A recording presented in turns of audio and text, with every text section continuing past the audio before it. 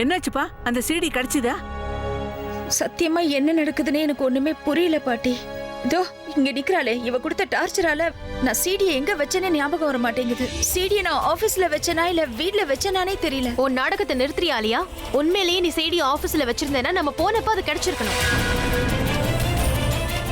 இதுக்கு மேலேயும் மறைச்சு பிரயோஜனம் இல்ல. அந்த சீடியை நீ யார்கிட்டயோ வித்துட்டேன்னு ஒத்துக்கோ. Just shut up. நீ இந்த வீட்டோட ஓனர்ன்றதுக்காக எங்க வீட்ல இருக்கிற எல்லார் மேலயும் திருட்டு படி போடணும்னு அர்த்தம் கிடையாது. நீ இந்த வீட்டோட பாஸ்ங்கிறதுனால நாங்க எல்லாரும் உனக்கு கூஜா தூக்கணுமா? எல்லார் மேல இஷ்டத்துக்கு பழி போடுவியா? நான் எல்லாரையும் குத்த சொல்லலையே, உன்னை மட்டும் தான் சொல்றேன். ஏன்னா நீதான் அந்த சீடியை திருடி இருக்க. நான் எந்த சீடியும் திருடல, புரிஞ்சுதா? ஆனா இவ பேச்ச நம்பாத. இவ பொய் சொல்றா, என்ன பிடிக்காதுன்றதுனால வீணா பழி போடுறா. அந்த சீடியை நான் யார்கிட்டயும் கொடுக்கல. அது மட்டும் இல்ல, அந்த சீடியை நான் எதுக்கு திருடணும்? அபி அண்ணா ஏன் அண்ணன், நான் எதுக்காக திருடணும்? நான் எது கேட்டாலும் இல்லன்னு சொல்லாம எனக்கு வாங்கி கொடுக்கறவன் ஏன் அண்ணன். அப்படி இருக்கும்போது நான் எதுக்காக என் அண்ணனுக்கு துரோகம் பண்ணணும்? அதுவும் இல்லாம என்ன மியூசிக் மேல உயிரே வச்சிருக்கான். ஏன் அண்ணாக்கு துரோகம் பண்றது எனக்கு நானே துரோகம் பண்ற மாதிரி? ஆலியா, உன்னை பத்தி இங்க இருக்கிற எல்லாருக்கும் நல்லா தெரியும். சோ ரொம்ப நடிச்சு ஸ்ட்ரெயின் பண்ணிக்காத. அந்த சீடியை நீ தான் திருடினங்கிறதுக்கு 1000 காரணங்கள் சொல்லலாம். அதுல ரொம்ப ரொம்ப முக்கியமான காரணம், உனக்கு இப்ப பணம் தேவைப்படுது. இதுக்கு முன்னாடி பணத்திலேயே புரண்டுகிட்டு இருந்த உன்கிட்ட இப்ப அது சுத்தமா இல்ல. உன் பர்ஸ்லயும் பணம் இல்ல, உன் பேங்க் அக்கவுண்ட்லயும் பேலன்ஸ் இல்ல. இதுக்கு முன்னாடி நீ அவசியம் இருந்தாலும் இல்லனாலும் ஷாப்பிங் போவ, ரொம்ப ஆடம்பரமா வாழ்ந்துகிட்டு இருந்த. ஆனா இப்ப அது உன்னால முடியல. அந்த பழைய வாழ்க்கையை நீ திரும்பவும் அனுபவிக்கணுங்கிறதுக்காக தான் இப்படி ஒரு காரியத்தை செஞ்சிருக்க. உன் சொந்த அண்ணனோட மியூசிக்கே திருடி இருக்க.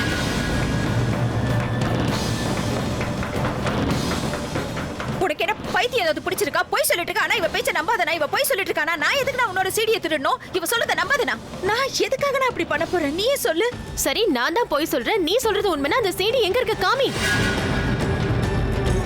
இவ சீடி ஆபீஸ்ல வச்சிருக்கேன்னு உங்ககிட்ட சொன்னா, அதனால போய் ஆபீஸ்ல செக் பண்ணோம். அதுக்கப்புறம் கார்ல செக் பண்ணோம். இப்ப ரூம்ல இருக்குன்னு சொல்ற, ரூமையும் செக் பண்ணுவோம். ஒரு அண்ணனுக்கு தங்கச்சி மேல இவ்ளோ நம்பிக்கை இருக்குன்னா அந்த நம்பிக்கைக்கு மரியாதை கொடுத்தே ஆகணும். வாங்க, ரூமையும் போய் செக் பண்ணிடலாம். அந்த சீடி மட்டும் ரூம்ல கிடைச்சிருச்சுன்னா நான் டோட்டலா சரண்டர் ஆயிடுறேன். நீங்க என்ன சொன்னாலும் கேட்கறதுக்கு தயாரா இருக்கேன். உங்களுக்கு உங்க தங்கச்சி மேல எவ்வளவு நம்பிக்கை இருக்கோ அதே அளவுக்கு நம்பிக்கை எனக்கும் இருக்கு. அவ ரூம்ல அந்த சீடி கிடைக்கவே கிடைக்காது. ஏன் சொல்றேன்னா, உங்க தங்கச்சி உங்களுக்கு துரோகம் பண்ணிட்டான்னு எனக்கு நல்லா தெரியும். உங்களுக்காக அவளுக்கு ஒரு வாய்ப்பு தரேன். நீ யாரு எனக்கு வாய்ப்பு கொடுக்க? நீ சொல்லிட்டேனா நான் என் ரூமை சர்ச் பண்ண விட்டுருவேனா? How dare you? ஆலியா, அவளை உன்னோட ரூமை செக் பண்ண விடு.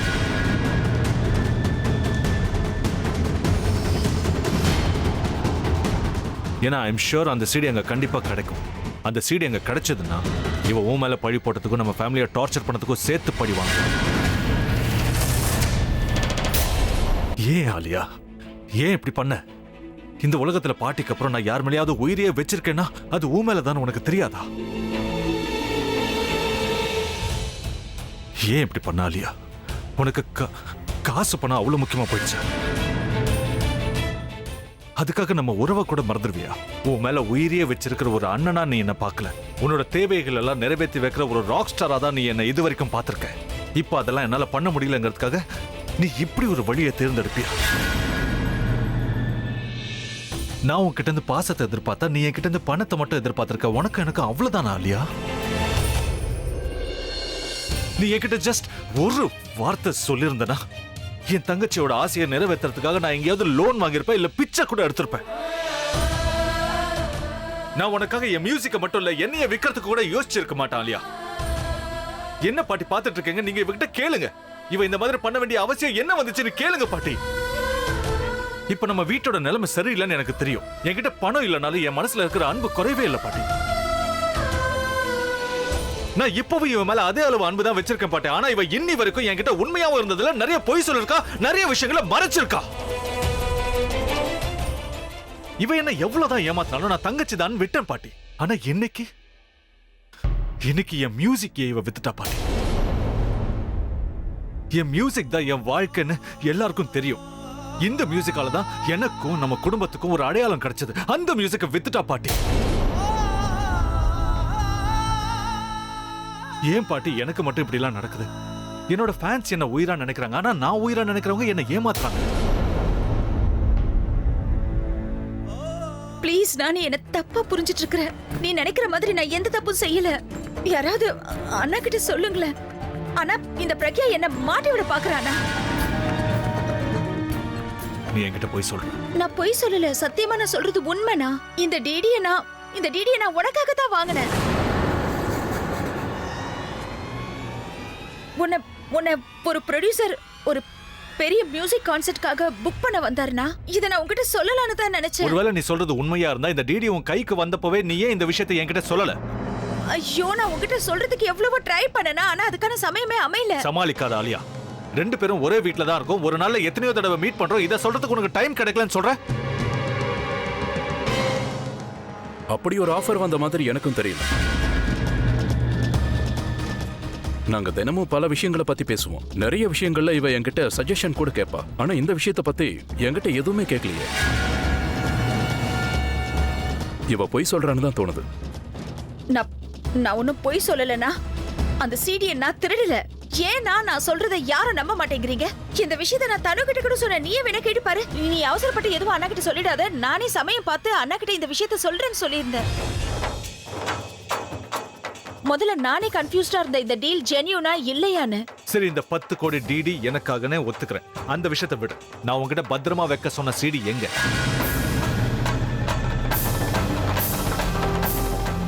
ஏன் எதுவும் பேச மாட்டேங்கிற? உன்கிட்ட தான் கேக்குறேன். அதான் எங்க வச்சேன்னு எனக்கு தெரியலன்னு சொல்றேன். சரி, அந்த சிடியை நீ எடுக்கலனா அத ப்ரூவ் பண்ணு. என்னை எப்படி ப்ரூவ் பண்ண சொல்றேன்னா?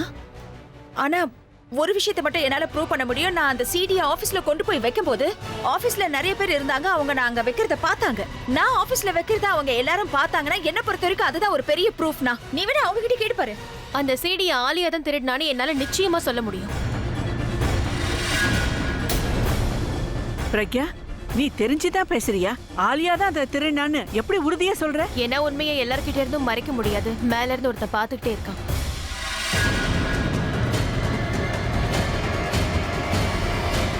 இல்ல, நான் ஆண்டவனை பத்தி சொல்லல. நான் ஆபீஸ்ல எல்லா இடத்துலயும் ஃபிக்ஸ் பண்ணி வச்சிருக்கிற சிசிடிவி கேமராவை பத்தி சொன்னேன். அந்த ஆண்டவன் கண்ல இருந்து கூட சில பேரால தப்பிக்க முடியும். ஆனா கேமரா கண்ல இருந்து யாராலையும் தப்பிக்க முடியாது. சோ அந்த சிசிடிவி ஃபுட்டேஜை செக் பண்ணி பார்த்தா அந்த சிடியை யார் திருடிருப்பாங்கன்னு கண்டுபிடிச்சிட முடியும். இந்த பிரக்யா எங்களை விட கெட்டிக்காரியா இருக்காளே. ஆலியா நிச்சயமா மாட்ட போறா. அப்படின்னா இப்ப சிசிடிவி ஃபுட்டேஜை பார்க்கிறதுக்கு திரும்ப ஆபீஸ்க்கு போகணும்னு சொல்றியா? அதுக்கு அவசியமே இல்ல. ரோஹித், சொல்லுங்கக்கா. நேரா ஆபீஸ்க்கு போய் அங்க இருக்கிற எல்லா சிசிடிவி கேமராஸோட லாஸ்ட் 3 days ஃபுட்டேஜஸ் மட்டும் எடுத்துட்டு வந்துரு. சரிக்கா. அந்த ஃபுட்டேஜஸ பார்த்தாலே யார் நம்பிக்கையானவங்கன்னு தெரிஞ்சிடும், யார் நடிக்கிறாங்கன்னு தெரிஞ்சிடும்.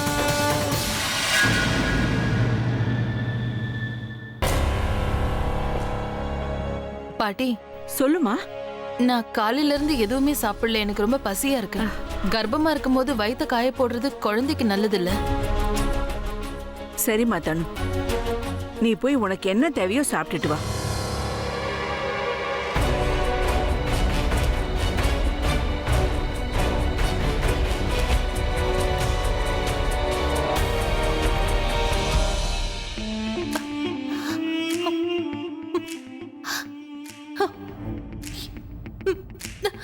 என்ன நடக்க போகுதுன்னே தெரியலையே.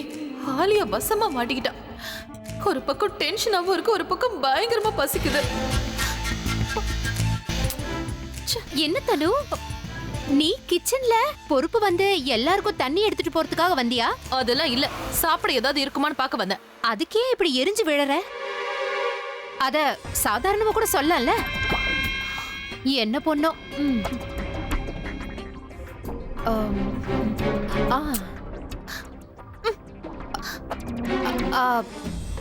ஒன்னு சொல்லட்டுமா தனு?